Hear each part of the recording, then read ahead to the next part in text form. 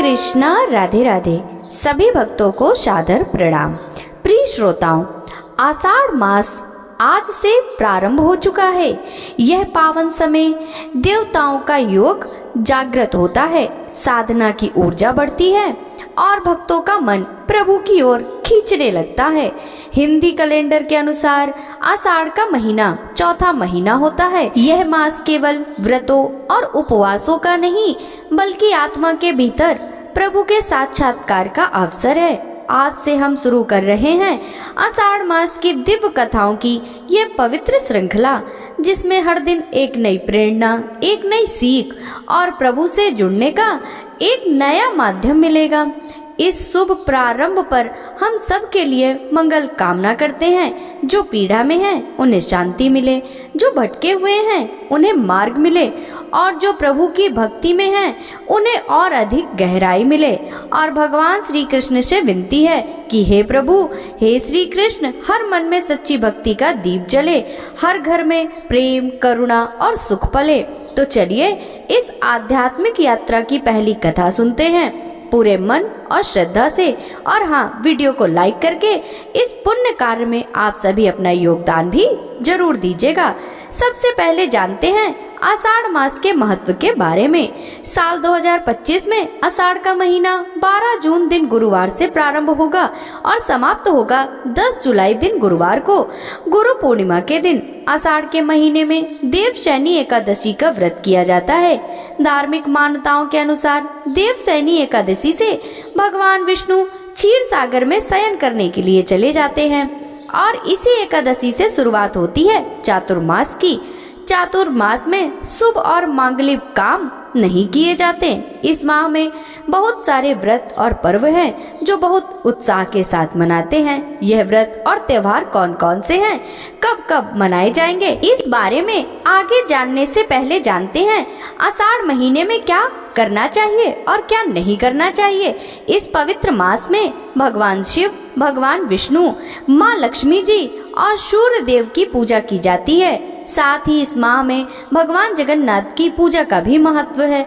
इस महीने में हर दिन ब्रह्म मुहूर्त में उठकर स्नान आदि से निवृत्त होने के बाद सूर्य देवता को जल अर्पण करें, तुलसी जी की पूजा करें और मंत्र और जाप करें। ओम नमो भगवते वासुदेवाय, ओम नमः शिवाय, ओम रामदूताय नमः, ओम कृष्णाय नमः और ओम राम रामाय नमः। इन मंत्रों का जाप विशेष लाभदायक होता है। आषाढ़ मास में दान, यज्ञ, व्रत, देव पूजा, पितृ पूजा करने से भाग्य का साथ मिलता है और सभी सुखों की प्राप्ति होती है। निर्धन और जरूरतमंद लोगों को जितनी हो सके सहायता करनी चाहिए। धन, कपड़ा, छाता, जल, अनाज आदि का दान करना चाहिए। इस मास में तीर्थ यात्रा करने का विशेष महत्व है। ऐसा करने से शारीरिक और आध्यात्मिक लाभ मिलता है। साथ ही इस महीने में सौंफ, हींग और नींबू का सेवन करने से शरीर स्वस्थ रहता है। अब जानते हैं आषाढ़ मास में क्या नहीं करना चाहिए। तो इस महीने में आप बैगन, मसूर की दाल, गोभी, लहसुन, प्याज, मांस, मछली, मदिरा या अन्य नशीले पदार्थों से दूर रहें। यहाँ तक कि इस महीने में पत्तेदार सब्जियों का भी सेवन नहीं करना चाहिए। ज्यादा तली भुनी चीजों से बचना चाहिए। क्रोध, अहंकार आदि से दूर रहना चाहिए। किसी का अपमान ना करें, अपशब्द ना बोलें और अगर कोई घर पर आ जाए तो उस व्यक्ति को खाली हाथ ना लौटाएं। हर महीने की शुरुआत संकष्टी चतुर्थी व्रत से होती है और इस बार 14 जून शनिवार को आषाढ़ मास का पहला व्रत रहेगा, जो कि कृष्ण पक्ष की संकष्टी चतुर्थी रहेगी। इसके बाद 15 जून रविवार को मिथुन संक्रांति, 18 जून बुधवार को कालाष्टमी, 21 जून शनिवार को आषाढ़ कृष्ण पक्ष की योगिनी एकादशी रहेगी। इस बार एकादशी का व्रत 2 दिन रहेगा। 22 जून रविवार को वैष्णव योगिनी एकादशी रहेगी। 23 जून सोमवार को सोम प्रदोष व्रत और मासिक शिवरात्रि का शुभ संयोग बन रहा है। 24 जून मंगलवार को रोहिणी व्रत रहेगा। 25 जून बुधवार को आषाढ़ी अमावस्या रहेगी और आषाढ़ गुप्त नवरात्रि का शुभारंभ होगा। 26 जून दिन गुरुवार से 27 जून शुक्रवार को पूरी जगन्नाथ यात्रा का आयोजन होगा। 28 जून दिन शनिवार को आषाढ़ शुक्ल पक्ष की विनायक चतुर्थी का व्रत रहेगा। 23 जून सोमवार को स्कंद षष्ठी मासिक दुर्गाष्टमी का व्रत रहेगा। 3 जुलाई दिन बृहस्पतिवार को और 5 जुलाई दिन शनिवार को आषाढ़ गुप्त नवरात्रि व्रतों का समापन होगा। 6 जुलाई रविवार से मंगला गौरी व्रत प्रारंभ होंगे और आषाढ़ शुक्ल पक्ष की देवसैनी एकादशी का व्रत इस बार 6 जुलाई दिन रविवार को रहेगा। अगले दिन वासुदेव द्वादशी रहेगी यानी 7 जुलाई सोमवार को और आषाढ़ शुक्ल पक्ष का प्रदोष व्रत रहेगा। 8 जुलाई दिन मंगलवार को जो कि भौम प्रदोष व्रत रहेगा और इसी दिन से जया पार्वती व्रत भी प्रारंभ होंगे। चौमासी चौदस का व्रत रहेगा 9 जुलाई दिन बुधवार को। 10 जुलाई गुरुवार को कोकिला व्रत रहेगा। इस दिन गुरु पूर्णिमा यानी व्यास पूर्णिमा भी मनाई जाएगी और मंगला गौरी व्रतों का समापन भी 10 जुलाई दिन गुरुवार को होगा और गुरु पूर्णिमा यानी आषाढ़ पूर्णिमा के दिन ही आषाढ़ मास की समाप्ति होगी। इसके ठीक अगले दिन से 11 जुलाई से सावन मास प्रारंभ हो जाएगा और कांवड़ यात्रा की शुरुआत भी होगी। आज दिनांक है 12 जून और दिन है गुरुवार। आज आषाढ़ मास के कृष्ण पक्ष का पहला दिन है और प्रतिपदा तिथि आज दोपहर 2:27 पर समाप्त होगी। इसके बाद से द्वितीय तिथि प्रारंभ हो जाएगी और आज सूर्योदय होगा सुबह 5:44 पर, सूर्यास्त होगा शाम 7:08 पर, चंद्रोदय होगा रात 8:25 पर और आज शुभ योग दोपहर 2:05 तक रहेगा। बाद में शुक्ल योग प्रारंभ हो जाएगा। ये दोनों ही बहुत ही शुभ योग होते हैं। अब सुनिए आज की कथा। कथा प्रारंभ करने से पहले आइए हम सभी भगवान विष्णु की स्तुति इस प्रकार करें। प्रत्येक कल्प और अनुकल्प में विस्तार पूर्वक रचा हुआ यह समस्त मायामय जगत जिनसे प्रकट होता है, जिनमें स्थित रहता और अंत काल में जिनके भीतर पुनः लीन हो जाता है, जो इस दृश्य प्रपंच से सर्वथा पृथक हैं, जिनका ध्यान करके मुनिजन सनातन मोक्ष पद प्राप्त कर लेते हैं, उन नित्य निर्मल निश्चल तथा व्यापक भगवान पुरुषोत्तम को मैं प्रणाम करती हूँ, जो शुद्ध आकाश के समान निर्लेप नित्यानंदमय सदा प्रसन्न निर्मल सबके आधार सबके स्वामी निर्गुण व्यक्त और अव्यक्त से परे प्रपंच से रहित एकमात्र ध्यान में ही अनुभव करने योग्य तथा व्यापक हैं। समाधि काल में विद्वान पुरुष इसी रूप में जिनका ध्यान करते हैं, जो संसार की उत्पत्ति और विनाश के एकमात्र कारण हैं, जरा अवस्था जिनका स्पर्श भी नहीं कर सकती तथा जो मोक्ष प्रदान करने वाले हैं, उन भगवान श्री हरि विष्णु की मैं वंदना करती हूँ। पूर्व काल की बात है, परम पुण्यमय पवित्र नैमिषारण्य क्षेत्र में बड़ा मनोहर जान पड़ता था। वहाँ बहुत से मुनि एकत्रित हुए थे। भांति भांति के पुष्प उस स्थान की शोभा बढ़ा रहे थे।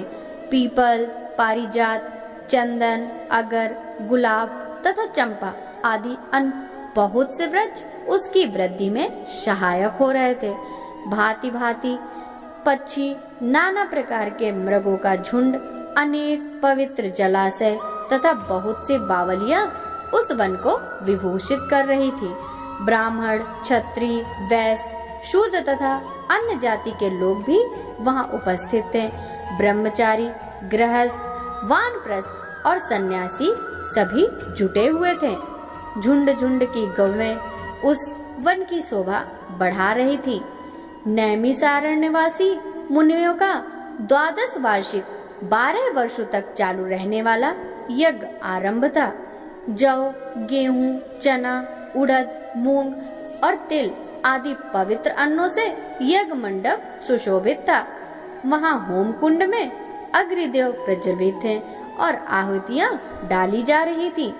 उस महायज्ञ में सम्मिलित होने के लिए बहुत से मुनि और ब्राह्मण अन्य स्थानों से आए। स्थानीय महर्षियों ने उन सबका यथा योग्य सत्कार किया। ऋत्विजों सहित वे सब लोग आराम से बैठ गए।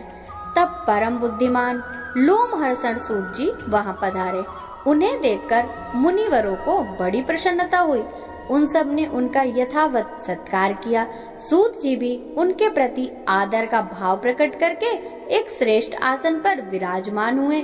उस समय सब ब्राह्मण सूत जी के साथ वार्तालाप करने लगे। बातचीत के अंत में सबने व्यास से लोमहर्षण जी से अपना संदेह पूछा। मुनि बोले, साधु शिरोमणे, आप पुराण, तंत्र, छहो शास्त्र, इतिहास तथा देवताओं और दैत्य के जन्म, कर्म एवं चरित्र सब जानते हैं। वेद शास्त्र, पुराण, महाभारत तथा मोक्ष शास्त्र में कोई भी ऐसी बात नहीं है जो आपको ज्ञात ना हो। महामते, आप सर्वज्ञ हैं, अतः हम आपसे कुछ प्रश्नों का उत्तर सुनना चाहते हैं। बताइए, यह समस्त जग कैसे उत्पन्न हुआ? भविष्य में इसकी क्या दशा होगी? स्थावर जगमय रूप संसार सृष्टि से कहाँ लीन था और कहाँ लीन होगा? लोमहर्षण जी ने कहा, जो निर्विकार, शुद्ध, नित्य परमात्मा, एक रूप और सर्व विजयी है, इन भगवान विष्णु को नमस्कार है। जो ब्रह्मा, विष्णु और शिव रूप से जगत की उत्पत्ति, पालन तथा संहार करने वाले हैं, जो भक्तों को संसार सागर से तारने वाले हैं, उन भगवान को प्रणाम है। जो एक होकर भी अनेक रूप धारण करते हैं, स्थूल और सूक्ष्म सब जिनके ही स्वरूप हैं, जो अव्यक्त और व्यक्त रूप तथा मोक्ष के हेतु हैं, उन भगवान विष्णु को नमस्कार है। जो जगत की उत्पत्ति, पालन और संहार करने वाले हैं, जरा और मृत्यु जिनका स्पर्श नहीं करती, वो सबके मूल कारण हैं, उन परमात्मा को, विष्णु को नमस्कार है। जो इस विश्व के आधार है, अत्यंत सूक्ष्म से भी सूक्ष्म है, सब प्राणियों के भीतर विराजमान है, क्षर और अक्षर पुरुष से उत्तम तथा अविनाशी हैं, उन भगवान विष्णु को प्रणाम करता हूँ। जो वास्तव में अत्यंत निर्मल ज्ञान स्वरूप हैं, किंतु अज्ञानवश नाना पदार्थों के रूप में प्रतीत हो रहे हैं। जो विश्व की सृष्टि और पालन में समर्थ और उसका संहार करने वाले हैं, सर्वज्ञ है, जगत के अधीश्वर है, जिनके जन्म और विनाश नहीं होते, जो अव्यय आदि अत्यंत सूक्ष्म तथा विश्वेश्वर है, उन श्री हरि को तथा ब्रह्मा आदि देवताओं को मैं प्रणाम करती हूँ। लोमहर्षण जी ने कहा, इतिहास पुराणों के ज्ञाता, वेद वेदांगों के पारंगत विद्वान, संपूर्ण शास्त्रों के तत्वगत पराशर नंदन भगवान व्यास को, जो मेरे गुरुदेव हैं, प्रणाम करके मैं वेद के तुल्य माननीय पुराण का वर्णन करूंगा। पूर्व काल में दक्ष आदि श्रेष्ठ मुनियों के पूछने पर कमल योनि भगवान ब्रह्मा जी को सुनाई थी, वही पापनाशनी कथा मैं इस समय कहूँगा। मेरी वह कथा बहुत ही विचित्र और अनेक अर्थों वाली होगी। उसमें श्रुतियों के अर्थ का विस्तार होगा। जो इस कथा को सदा अपने हृदय में धारण करेगा अथवा निरंतर सुनेगा, वह अपनी वंश परंपरा को कायम रखते हुए स्वर्गलोक में प्रतिष्ठित होगा। जो नित्य सदसत्व रूप तथा कारणभूत अव्यक्त प्रकृति है, उसी को प्रधान कहते हैं। उसी ने पुरुष ने इस विश्व का निर्माण किया है। मुनिवरों, अमित तेजस्वी ब्रह्मा जी ही पुरुष समझो। वे समस्त प्राणियों की सृष्टि करने वाले तथा भगवान नारायण के आश्रित हैं। प्रकृति से महत्व, महत्व से अहंकार तथा अहंकार से सब सूक्ष्म भूत उत्पन्न हुए। भूतों के जो वेद हैं, वे भी उन सूक्ष्म भूतों से ही प्रकट हुए हैं। यह सनातन सर्ग है। तदंतर स्वयंभू भगवान नारायण ने नाना प्रकार की प्रजा उत्पन्न करने की इच्छा से सबसे पहले जल की सृष्टि की, फिर जल में अपनी शक्ति का आधान किया। जल का दूसरा नाम नार है, क्योंकि उसकी उत्पत्ति भगवान नर से हुई है। यह जल पूर्व काल में भगवान का अयन निवास स्थान हुआ, इसलिए वे नारायण कहलाते हैं। भगवान ने जो जल में अपनी शक्ति का आधान किया, उससे एक बहुत विशाल सुवर्णमय अखंड प्राप्त हुआ, जिसमें स्वयंभू ब्रह्मा जी उत्पन्न हुए। ऐसा सुना जाता है, सुवर्ण के समान कांतिमान भगवान ब्रह्मा ने 1 वर्ष तक उस अंड में निवास करके उसके 2 टुकड़े कर दिए। फिर एक टुकड़े से धूलोक बनाया और दूसरे लोक से भूलोक। उन दोनों के बीच में आकाश रखा। जल के ऊपर तैरती हुई पृथ्वी स्थापित किया। फिर 10 दिशाएं निश्चित की, साथ ही काल, मन, वाणी, काम क्रोध और रति की सृष्टि की। इन भावों के अनुरूप सृष्टि करने की इच्छा से ब्रह्मा जी ने 7 प्रजापतियों को अपने मन से उत्पन्न किया। उनके नाम इस प्रकार है: मरीचि, अत्रि, अंगीरा, पुलत्स, पुलह, क्रतु तथा वशिष्ठ। पुराणों में ये 7 ब्रह्मा निश्चित किए गए हैं। तत्पश्चात ब्रह्मा जी ने अपने रोष से रुद्र को प्रकट किया। फिर पूर्वजों के भी पूर्वज सनत कुमार जी को उत्पन्न किया। इन्हीं 7 महर्षियों से समस्त प्रजा तथा 11 रुद्रों का प्रादुर्भाव हुआ। उक्त 7 महर्षियों के 7 बड़े बड़े दिव्य वंश हैं। देवता भी इन्हीं के अंतर्गत हैं। उक्त 7 वंशों के लोग कर्मनिष्ठ एवं संतानवान हैं। उन वंशों को बड़े बड़े ऋषियों ने सुशोभित किया है। इसके बाद ब्रह्मा जी ने विद्युत, वज्र, मेघ, रोहित, इंद्रधनुष, पक्षी तथा मेघों की सृष्टि करी। फिर यज्ञों की सिद्धि के लिए उन्होंने ऋग्वेद, यजुर्वेद तथा सामवेद प्रकट किए। तदंतर 7 देवताओं की उत्पत्ति बताई जाती है। छोटे बड़े सभी भूत भगवान ब्रह्मा के अंगों से उत्पन्न हुए। इस प्रकार प्रजा की सृष्टि करते रहने पर भी जब प्रजा की वृद्धि नहीं हुई, तब प्रजापति अपने शरीर के 2 भाग करके आधे से पुरुष आधे से स्त्री हो गए। पुरुष का नाम मनु हुआ। उन्हीं के नाम पर मनवंतर काल माना गया। स्त्री अयोनिजा शत्रुपा थी, जो मनु की पत्नी रूप में प्राप्त हुई। उन्होंने 10,000 वर्षों तक अत्यंत दुष्कर तपस्या करके परम तेजस्वी पुरुष को पति के रूप में प्राप्त किया। वे ही पुरुष स्वयंभू मनु कहे गए। वैराज पुरुष भी उन्हीं का नाम है। उनका मनवंतर काल 71 चतुर्युगी बताया गया है। शत्रुपा ने वैराज पुरुष के अंश से वीर, प्रियवत और उत्तानपाद नामक पुत्र उत्पन्न किए। वीर से काम्या नामक श्रेष्ठ कन्या उत्पन्न हुई, जो कदर्व प्रजापति की धर्म पत्नी हुई। काम्या के गर्भ से 4 पुत्र हुए: सम्राट, कुची, विराट और प्रभु। प्रजापति अत्रि ने राजा उत्तानपाद को गोद ले लिया। प्रजापति उत्तानपाद ने अपनी पत्नी सुनीता के गर्भ से ध्रुव, कीर्तिमान, आयुष्मान तथा वसु ये 4 पुत्र उत्पन्न किए। ध्रुव ने उनकी पत्नी शंभु ने श्लिष्टि और भव इन 2 पुत्रों को जन्म दिया। श्लिष्टि के उसकी पत्नी सुछाया के गर्भ से रिपु, रिपुंजय, वीर, वृकल और वृकतेजा ये 5 पुत्र उत्पन्न हुए। रिपु ने बृहति ने चसु नाम के तेजस्वी पुत्र को जन्म दिया। चक्षुष के उनकी पत्नी पुष्करणी से, जो महात्मा प्रजापति वीरण की कन्या थी, चाक्षुष मनु उत्पन्न हुए। चाक्षुष मनु ने वैराज प्रजापति की कन्या नटवला के गर्भ से 10 महाबली पुत्र उत्पन्न हुए, जिनके नाम इस प्रकार हैं: कुत्स, पुरु, सद्धुम्न, तपस्वी, सत्यवाक, कवि, अग्निशुष्ट, अत्रिरात, सुधुम्न तथा अभिमन्यु। पुरु से आग्रेय ने अंग, शुमना, स्वाति, क्रतु, अंगीरा तथा मैं ये 6 पुत्र उत्पन्न किए। अंग ने सुनिधाने से वेन नामक एक पुत्र पैदा किया। वेन के अत्याचार से ऋषियों को बड़ा क्रोध हुआ, अतः प्रजाजनों की रक्षा के लिए उन्होंने उसके दाहिने हाथ का मंथन किया। उससे महाराज पृथु प्रकट हुए। उन्हें देखकर मुनियों ने कहा, ये महातेजस्वी नरेश प्रजा को प्रसन्न रखेंगे तथा महान यश के भागी होंगे। वेन कुमार पृथु धनुष और कवच धारण किए हुए अग्नि के समान तेजस्वी रूप में प्रकट हुए। उन्होंने इस पृथ्वी का पालन किया। राजसूय यज्ञ के लिए अभिषिक्त होने वाले राजाओं में वे सर्वप्रथम थे। उनसे ही स्तुति गान में निपुण सूत और मागध प्रकट हुए। उन्होंने इस पृथ्वी से सब प्रकार के अनाज दुहे थे। प्रजा की जीविका चले, इसी उद्देश्य से उन्होंने देवताओं, ऋषियों, पितरों, दानवों, गंधर्वों तथा अप्सराओं आदि के साथ पृथ्वी का दोहन किया था। फिर मुनियों ने कहा, भगवान, हमें तीर्थ की महिमा का विस्तार पूर्वक श्रवण करने पर भी तृप्ति नहीं होती। आप पुनः किसी गोपनीय तीर्थ का वर्णन करें।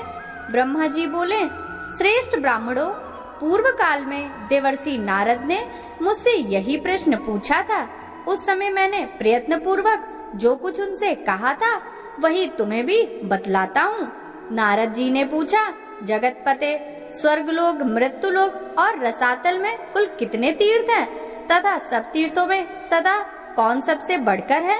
ब्रह्मा जी बोले, देवर से स्वर्ग लोक, मृत्यु लोक और रसातल में 4 प्रकार के तीर्थ है। देव, आसुर, आर्ष और मानुष, ये तीनों लोकों में विख्यात हैं। जम्बूद्वीप में भारतवर्ष तीर्थ भूमि है, वह तीनों लोकों में विख्यात है। बेटा, वह कर्म भूमि है, इसलिए उसे तीर्थ कहते हैं। पहले मैंने तुम्हें जो बताए हैं वे सब तीर्थ भारतवर्ष में ही हैं।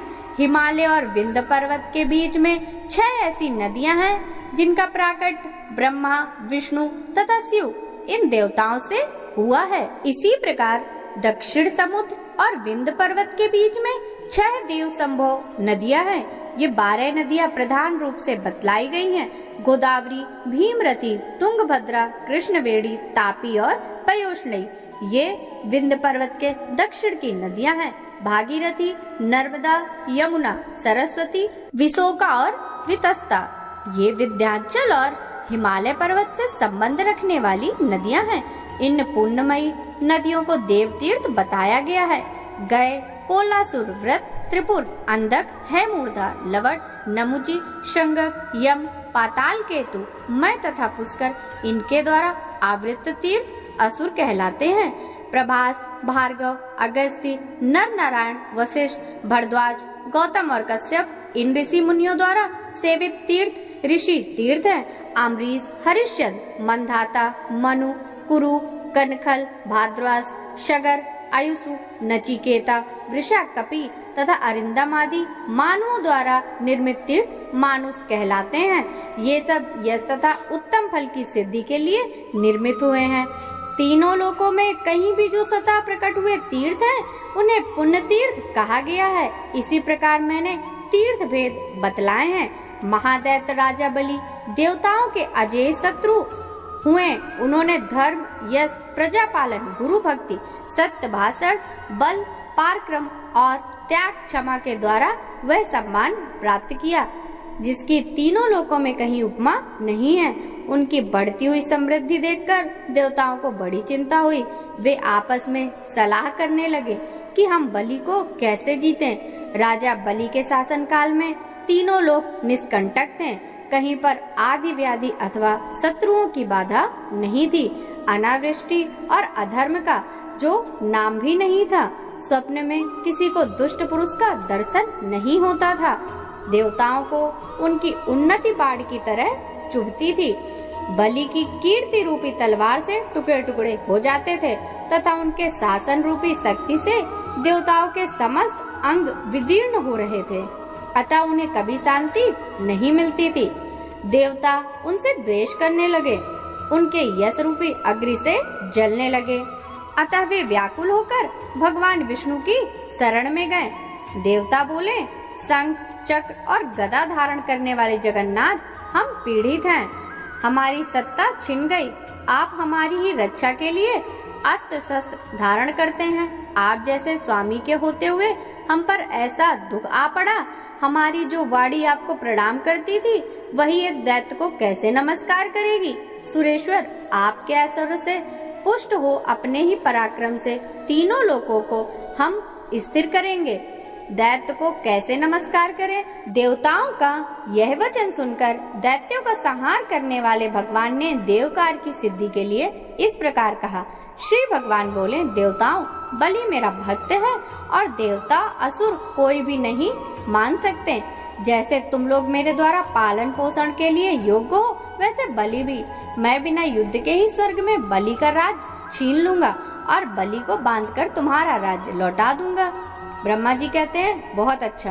कहकर देवता स्वर्ग में चले गए। इधर देवता के स्वामी भगवान विष्णु ने अदिति के गर्भ में प्रवेश किया। उनके जन्म के समय अनेक प्रकार के उत्सव होने लगे। यज्ञेश्वर यज्ञ पुरुष ही वामन रूप में अवतीर्ण हुए। उसी समय बलवानों में श्रेष्ठ बलि ने अश्वमेध यज्ञ की दीक्षा ली। प्रधान ऋषि तथा वेद वेदांगों के ज्ञाता पुरोहित शुक्राचार्य ने उस यज्ञ का आरंभ किया। स्वयं शुक्र ही यज्ञ आचार्य थे। उन्होंने यज्ञ में हविष्य का भाग लेने के लिए जब सब देवता निकट आए, दान दो, भोजन करो, सबका सत्कार करो, पूर्ण हो गया इत्यादि सब यज्ञ मंडप में गूंजने लगे। उसी समय विचित्र कुंडल धारण किए साम गान करते हुए वामन जी धीरे धीरे यज्ञशाला में आए। आने पर यज्ञ की प्रशंसा करने लगे। शुक्राचार्य जी ने उन्हें देखते ही समझ लिया कि ये ब्राह्मण रूपधारी वामन देवता वास्तव में दैत्यों के विनाशक, यज्ञ और तपस्या के फल देने वाले और राक्षस कुल का संहार करने वाले साक्षात विष्णु हैं। बलवानों में श्रेष्ठ महातेजस्वी राजा बलि क्षत्रिय धर्म के अनुसार विजयी होकर भक्ति पूर्वक धन का दान करते हुए अपने पत्नी के साथ यज्ञ की दीक्षा लेकर बैठे थे और भविष्य का हवन करते हुए यज्ञ पुरुष का ध्यान कर रहे थे। शुक्राचार्य जी ने वामन जी को पहचान कर तुरंत ही राजा बलि से कहा, राजन, ये जो बौने शरीर वाले ब्राह्मण तुम्हारे यज्ञ में आए हैं, ये वास्तव में ब्राह्मण नहीं, यज्ञवाहन यज्ञेश्वर विष्णु हैं। प्रभु, इसमें तनिक संदेह नहीं कि ये देवताओं का हित करने के लिए बाल रूप धरकर तुम्हें कुछ याचना करने आए हैं। अतः पहले मुझे सलाह लेकर पीछे उन्हें कुछ देना चाहिए। यह सुनकर शत्रु विजयी बलि ने अपने पुरोहित शुक्राचार्य से कहा, मैं धन्य हूँ जिनके घर पर साक्षात यज्ञेश्वर मूर्तिमान होकर पधारते हैं और कुछ याचना करते हैं। अब इससे सलाह लेने की योग कौन सी बात रह जाती है। यो कहकर पत्नी और पुरोहित शुक्राचार्य के साथ राजा बलि उस स्थान पर आए जहाँ अदिति नंदन वामन जी विराजमान थे। राजा ने हाथ जोड़कर पूछा, भगवान बताइए, आप क्या चाहते हैं। तब वामन जी ने कहा, महाराज, केवल 3 पग भूमि दे दीजिए और किसी धन की मुझे आवश्यकता नहीं। बहुत अच्छा, कहकर राजा बलि ने रत्न जड़ित कलश से जल दिया और वामन जी को भूमि संकल्प करने की दे दी। सभी महर्षि शुक्राचार्य चुपचाप देखते रहे। वामन जी ने धीरे से कहा, राजन, स्वस्ति, आप सुखी रहें। मुझे मेरी नापी हुई 3 बग भूमि दे दीजिए। बलि ने तथास्तु कहकर ज्यों ही वामन जी की ओर देखा, वे विराट रूप हो गए। चंद्रमा और सूर्य उनकी छाती के सामने आ गए। उन्होंने इस रूप में देखकर स्त्री सहित दैत्यराज बलि ने विनय पूर्वक कहा, जगन्मय विष्णु, आप अपनी शक्ति भर पैर बढ़ाइए। विष्णु बोले, दैत्यराज, देखो मैं पैर बढ़ाता हूँ। बलि ने कहा, बढ़ाइए, अवश्य बढ़ाइए। तब भगवान ने पृथ्वी के नीचे स्थित कच्छप की पीठ पर पैर रखकर पहला पग बलि के यज्ञ में रखा, किंतु उनका दूसरा पग ब्रह्मलोक तक जा पहुँचा। उस समय उन्होंने बलि से कहा, दैत्यराज, मेरा तीसरा पग रखने के लिए तो स्थान ही नहीं है, कहाँ रखूं, स्थान दो। यह सुनकर बलि ने हंसते हुए कहा, जगन्मय देवेश्वर, आपने ही तो जगत की सृष्टि की है, मैं तो इसका सृष्टा नहीं हूँ। यदि यह छोटा या थोड़ा हो गया तो इसमें आपका ही दोष है, मैं क्या करूँ। केशव, फिर भी मैं कभी असत्य नहीं बोलता। यदि मेरी सत्य की रक्षा करते हुए आप अपना तीसरा पग मेरी पीठ पर ही रखिए। बलि का यह वचन सुनकर वेद त्रय रूप देव पूजित भगवान प्रसन्न होकर बोले, दैत्यराज, मैं तुम्हारी भक्ति से बहुत प्रसन्न हूँ, तुम्हारा कल्याण हो, कोई वर मांगो। तब बलि ने जगत के स्वामी भगवान त्रिविक्रम से कहा, अब मैं आपसे याचना नहीं करूँगा। तब भगवान ने स्वयं ही प्रसन्न होकर उन्हें मनवांछित वर दिया। वर्तमान समय में रसातल का राज्य, भविष्य में इंद्रपद, स्वतंत्रता तथा अविनाशी यश आदि प्रदान किए। इस प्रकार दैत्यराज बलि को यह सब कुछ देकर भगवान ने उन्हें पुत्र और पत्नी सहित रसातल में भेज दिया और इंद्र को देवताओं का राज्य अर्पित कर दिया। इसी बीच में उनका जो दूसरा पग मेरे लोक में पहुंचा था, उसे देखकर मैंने सोचा, यह मेरे जन्मदाता भगवान विष्णु का चरण है, जो सौभाग्यवश मेरे घर पर आ पहुंचा। इसीलिए मैं क्या करूं जिससे मेरा कल्याण हो। मेरे पास यह जो श्रेष्ठ कमंडल है, उसमें शंकर का दिया हुआ पवित्र जल है। यह जल उत्तम, वरदायक, शांतिकारक, सुबद भोग, मोक्ष का दाता, विश्व के लिए मात्र रूप, अमृतमय, पवित्र औषध, पावन, पूज्य, ज्येष्ठ, श्रेष्ठ, गुणमय तथा स्मरण मात्र से लोगों को पवित्र करने वाला है। यह जल मैं अपने पिता को अर्घ्य रूप में अर्पित करूंगा। यह सोचकर मैंने वह जल भगवान के चरणों में अर्घ्य रूप से चढ़ा दिया। वह मंत्र युक्त अर्घ्य जल भगवान विष्णु के चरणों में गिरकर मेरु पर्वत पर पड़ा और 4 भागों में बंटकर पूर्व, दक्षिण, पश्चिम तथा उत्तर दिशा में पृथ्वी पर जा पहुंचा। दक्षिण में गिरे हुए जल को भगवान शंकर ने जटाओं में रख लिया। पश्चिम में जो जल गिरा वह फिर कमंडलू में ही चला गया। उत्तर में गिरे हुए जल को भगवान विष्णु ने ग्रहण किया तथा पूर्व में जो जल गिरा उसे देवताओं ने, पितरों ने, लोकपालों ने ग्रहण किया। अतः वह जल अत्यंत श्रेष्ठ कहा जाता है। भगवान विष्णु के चरणों से निकलकर दक्षिण दिशा में गिरा हुआ जल जो भगवान शंकर की जटाओं में स्थित हुआ, पर्व के समय शुभ योदय करने वाला है। उसके प्रभाव का स्मरण करने से समस्त अभिलषित वस्तुओं की प्राप्ति हो जाती है। भगवान शंकर की जटाओं में जो दिव्य जल आकर स्थित हुआ, उस कथा का वृतांत हम आगे कल की कथा में श्रवण करेंगे। भक्तों, यदि आप सभी को यह वीडियो पसंद आया हो तो इस वीडियो को ज्यादा से ज्यादा भक्तों के साथ शेयर कीजिएगा। साथ ही चैनल को सब्सक्राइब कीजिएगा, वीडियो को लाइक कीजिएगा। कमेंट बॉक्स में जय श्री हरि विष्णु लिखना बिल्कुल भी मत भूलिएगा। आपसे मिलते हैं इसी तरह की अगली वीडियो में। तब तक सभी भक्तों को हरे कृष्णा, राधे राधे।